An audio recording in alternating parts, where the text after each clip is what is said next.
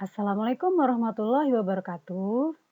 Bertemu lagi dengan Ibu Tri Handayani, yang pada kesempatan ini kita akan mempelajari pembelajaran mengenai perkembangbiakan generatif pada tumbuhan pada KD 3.1 membandingkan cara perkembangbiakan tumbuhan.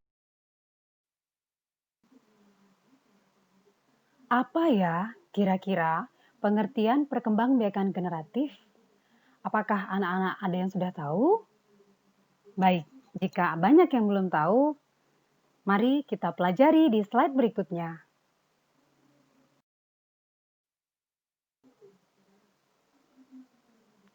Perkembangbiakan generatif adalah perkembangbiakan secara kawin.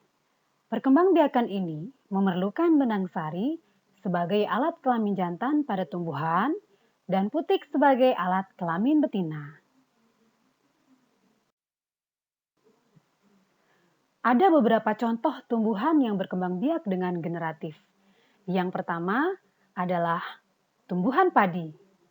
Selanjutnya, tumbuhan mangga, kemudian durian, dan juga jambu.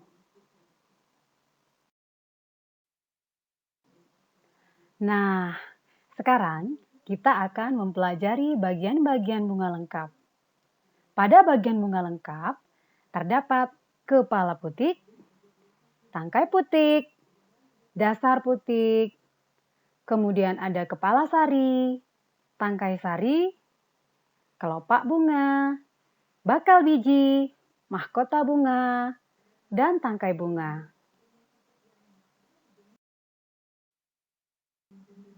Bagian-bagian bunga beserta fungsinya, yang pertama, dasar bunga.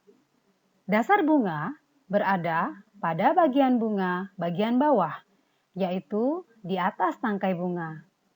Dasar bunga berfungsi sebagai tempat melekatnya mahkota bunga. Kemudian ada tangkai bunga. Tangkai bunga merupakan bagian bunga yang berada pada bagian bawah bunga. Tangkai bunga berfungsi sebagai penopang dan penghubung antara tangkai bunga dengan ranting. Selanjutnya, mahkota bunga merupakan bagian bunga yang paling indah dan berwarna-warni. Mahkota bunga sering disebut dengan perhiasan bunga. Bagian-bagian bunga selanjutnya ada benang sari. Benang sari merupakan alat kelamin jantan sebagai perkembangbiakan bunga yang terdiri dari tangkai sari, kepala sari, dan serbuk sari. Benang sari biasanya terletak di tengah-tengah mahkota bunga. Bagian bunga yang berikutnya adalah putik. Putik merupakan alat kelamin betina. Ujung putik disebut kepala putik. Bakal buah terdapat pada bagian bawah putik. Nah, setelah tadi kita telah mempelajari bagian-bagian bunga, sekarang kita akan mengetahui macam-macam bunga. Bunga yang hanya memiliki putik saja disebut bunga betina. Bunga yang hanya memiliki benang sari saja disebut bunga jantan. Bunga yang memiliki putik dan benang sari dalam satu kuntum disebut bunga hermafrodit. Contohnya, bunga kembang sepatu. Bunga yang memiliki bagian-bagian bunga disebut bunga lengkap. Contohnya, kembang sepatu. Bunga yang hanya memiliki sebagian dari bagian-bagian bunga disebut bunga tidak lengkap. Contohnya, bunga salak. Anak-anak, berikut adalah contoh bunga lengkap yang tentu saja Ibu yakin kalian sudah sering sekali melihat bunga seperti ini. Nah, bunga ini dinamakan bunga kembang sepatu. Pada bunga kembang sepatu ini terdapat benang sari dan kepala putik. Nah, kita tadi sudah mempelajari bagian-bagian bunga lengkap. Pada bunga kembang sepatu terdapat bagian-bagian bunga lengkap termasuk putik, benang sari, mahkota, kelopak, tangkai bunga.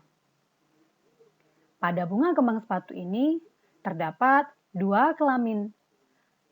Dua kelamin yaitu kelamin betina dan kelamin jantan. Oleh karena itu, bunga kembang sepatu disebut bunga lengkap. Selanjutnya adalah bunga salak.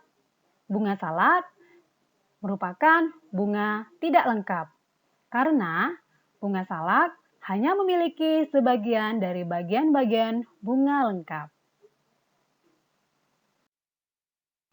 Nah, anak-anak, pada video pertama ini kita sudah mempelajari tentang perkembangbiakan tumbuhan dan hewan, pada khususnya perkembangbiakan tumbuhan. Selanjutnya, Ibu akan memberikan video kedua masih mengenai perkembangbiakan tumbuhan, tetapi dengan materi yang berbeda. Sampai berjumpa kembali.